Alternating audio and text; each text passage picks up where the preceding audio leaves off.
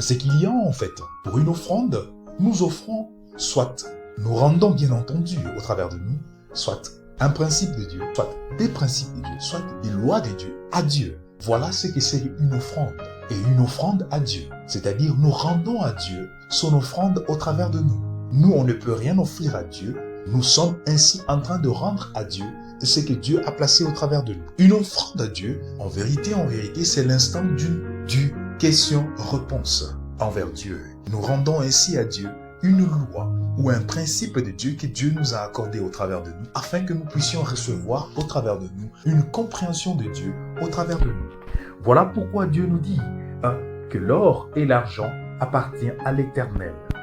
Dieu nous le dit au travers de nous, bien entendu. Celui qui rend une offrande à Dieu rend des principes de Dieu et les lois de Dieu à Dieu, afin qu'il reçoive la compréhension des principes de Dieu et des lois de Dieu au travers de lui. C'est ici un mystère de Dieu. Voilà pourquoi il est très important pour un adorateur de Dieu au travers de lui de se rappeler toujours pourquoi il est en train ainsi de rendre cette offrande à Dieu et à quoi doit-il s'attendre lorsqu'il est en train ainsi d'offrir, de rendre une offrande à Dieu. L'adorateur de Dieu doit s'attendre à tout instant de recevoir au travers de lui, par tous les moyens possibles, parce que Dieu parle tantôt d'une manière ou d'une autre au travers de nous.